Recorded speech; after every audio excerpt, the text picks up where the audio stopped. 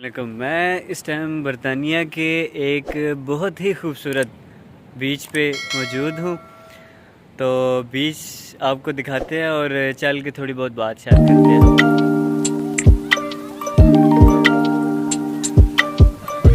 ये है बेसिकली बरतानिया का एक खूबसूरत सा बीच। ये बेसिकली बरतानिया का नॉर्थ साइड पे एक सिटी है संदरलैंड। संदरलैंड बेसिकली इसके इर्द गिर्द 3-4 से बीच आ जाते हैं, क्योंकि ये कंट्री जो है ये बेसिकली एक जजीरा नमा कंट्री है। इसके चारों तरफ आपको बीच ही बीच नज़र आएंगे।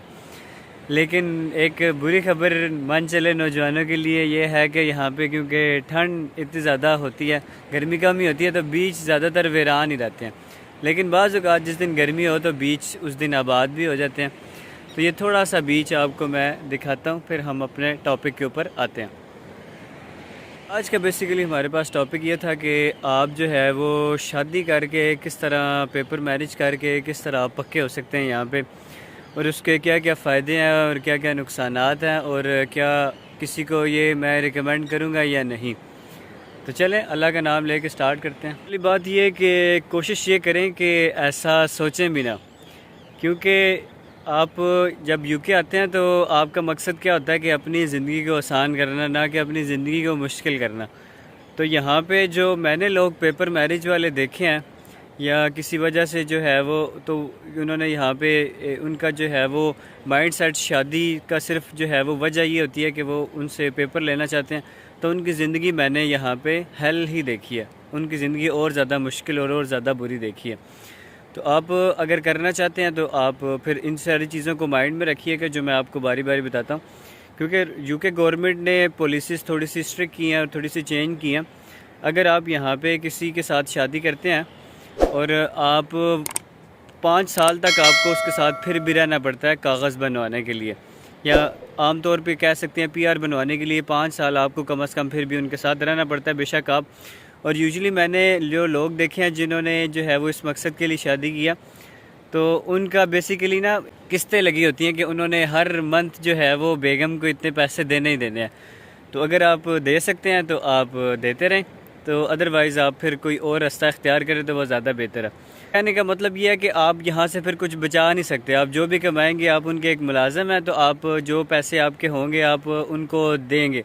अगर आपके माइंड में ये था, और उनको भी क्योंकि पता होता है अगलों को भी कि आपने शादी जो है वो किस वजह से की है, तो इस वजह से बड़ा ज़रूरी है कि आप इस सेंस में जो है वो शादी ना करें। बरअक्स थोड़ी सी जो कानूनी चीज़ें हैं वो मैं आपको बता देता हूँ। यहाँ पे आप किसी के साथ शादी करते हैं तो आपको कम से कम 5 साल जो है वो उसके साथ लीगली रहना पड़ता है, और आपको प्रूफ करना पड़ता है कि आप वाकई एक जगह पे रह रहे हैं। अगर आप रह रहे होंगे, अगर गवर्नमेंट को पता चलेगा तो फिर ही आप जो है वो पीआर के लिए एलिजिबल होंगे। अदरवाइज़ आप, अगर गवर्नमेंट को शक पड़ जाता है कि ये सिर्फ उन्होंने पेपर मैरिज की हुई है, तो वो आपको जो है वो कागज़ वगैरह नहीं देंगे।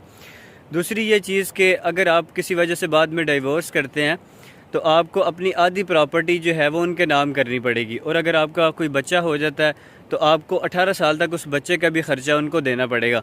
तो ले दे के बात यह है कि आप जो भी कमाएंगे वो उनको ही देंगे। बेहतर मैं स्टूडेंट्स को रिकमेंड करूँगा कि आप पाकिस्तान या इंडिया में शादी करें और आप डिपेंडेंट वीज़े पे आएँ।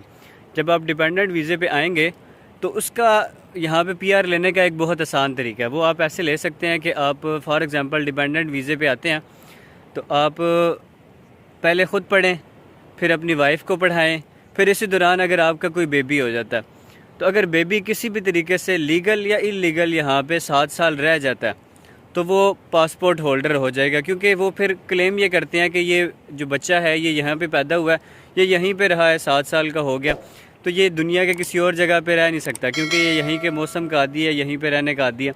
तो उसको पासपोर्ट मिल जाता है। जब उसको पासपोर्ट मिलेगा तो फिर डेफिनेटली आपको भी पासपोर्ट मिल जाएगा। ये एक मुझे जो है वो बेहतरीन तरीका लगा। तो आज की वीडियो में इतना ही। मज़ीद इसी किस्म की वीडियोस देखने के लिए आप चैनल को सब्सक्राइब कर सकते हैं, या किसी टॉपिक के ऊपर वीडियो देखना चाहते हैं तो आप मुझे कमेंट्स में बता सकते हैं या इंस्टाग्राम पे बता सकते हैं। बहुत शुक्रिया। अल्लाह हाफ़िज़।